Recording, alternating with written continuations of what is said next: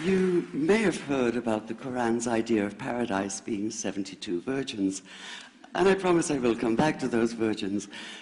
But in fact, here in the Northwest, we're living very close to the real Quranic idea of paradise, defined 36 times as gardens watered by running streams.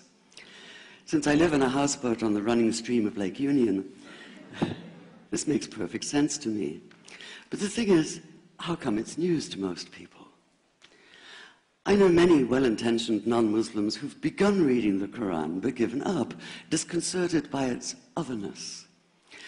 The historian Thomas Carlyle considered Muhammad one of the world's greatest heroes, yet even he called the Quran as toilsome reading as I ever undertook, a wearisome, confused jumble. Part of the problem, I think, is that we imagine that the Quran can be read as we usually read a book, as though we can curl up with it on a rainy afternoon with a bowl of popcorn within reach, as though God, and the Quran is entirely in the voice of God speaking to Muhammad, were just another author on the bestseller list.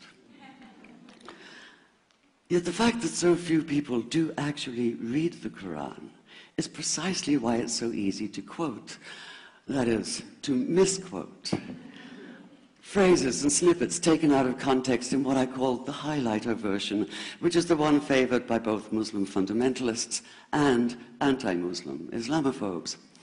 So this past spring, as I was gearing up to begin writing a biography of Muhammad, I realized I needed to read the Quran properly as I could, that is. My Arabic's reduced by now to wielding a dictionary, so I took 4 well-known translations and decided to read them side by side, verse by verse, along with a transliteration and the original 7th century Arabic. Now, I did have an advantage. My last book was about the story behind the Shia-Sunni split, and for that I'd worked closely with the earliest Islamic histories, so I knew the events to which the Quran constantly refers, its frame of reference. I knew enough, that is, to know that I'd be a tourist in the Quran, an informed one, an experienced one even, but still an outsider, an agnostic Jew reading someone else's holy book. So I read slowly. I'd set aside 3 weeks for this project, and that, I think, is what is meant by hubris, because it turned out to be 3 months.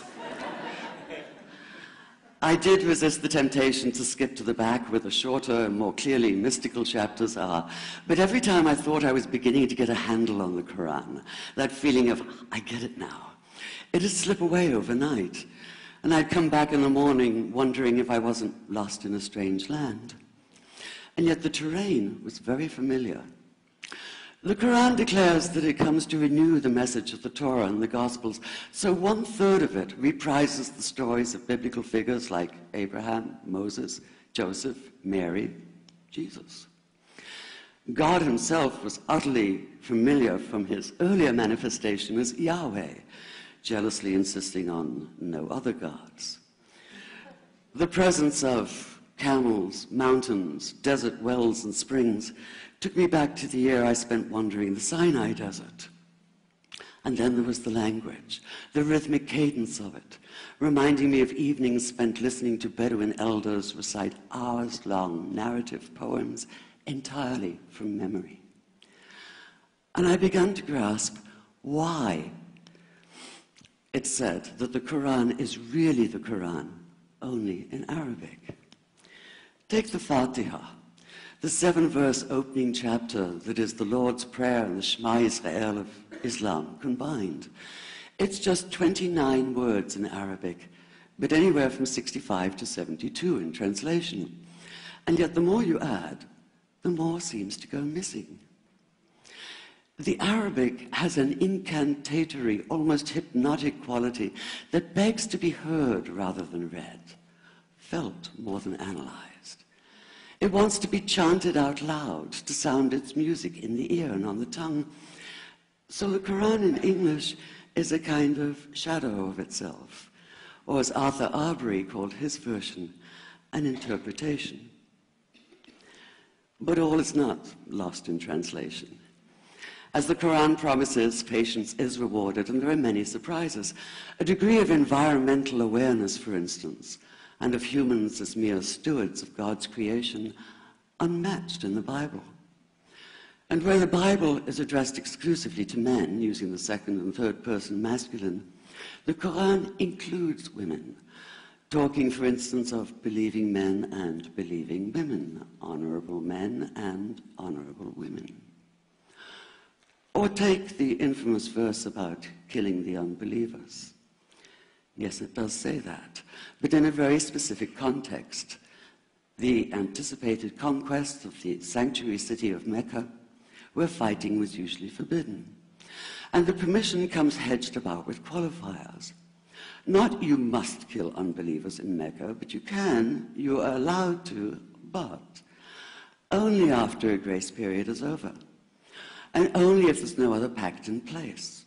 And only if they try to stop you getting to the Kaaba. And only if they attack you first. And even then, God is merciful, forgiveness is supreme, and so, essentially, better if you don't. This was perhaps the biggest surprise. How flexible the Quran is, at least in minds that are not fundamentally inflexible. Some of these verses are definite in meaning, it says, and others are ambiguous. The perverse at heart will seek out the ambiguities, trying to create discord by pinning down meanings of their own. Only God knows the true meaning. The phrase, God is subtle, appears again and again. And indeed, the whole of the Quran is far more subtle than most of us have been led to believe, as in, for instance, that little matter of virgins and paradise. Old-fashioned Orientalism comes into play here. The word used 4 times is huris, rendered as dark-eyed maidens with swelling breasts, or as fair, high-bosomed virgins. Yet all there is in the original Arabic is that one word, huris. Not a swelling breast or high bosom in sight. Now, this may be a way of saying pure beings, like in angels, or it may be like the Greek kos, or kore, an eternal youth. But the truth is, nobody really knows, and that's the point. Because the Quran is quite clear when it says that you will be a new creation in paradise, and that you will be recreated in a form unknown to you, which seems to me a far more appealing prospect than a virgin.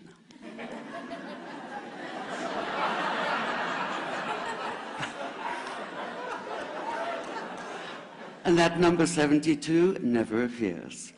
There are no 72 virgins in the Quran. That idea only came into being 300 years later, and most Islamic scholars see it as the equivalent of people with wings sitting on clouds and strumming harps. Paradise is quite the opposite.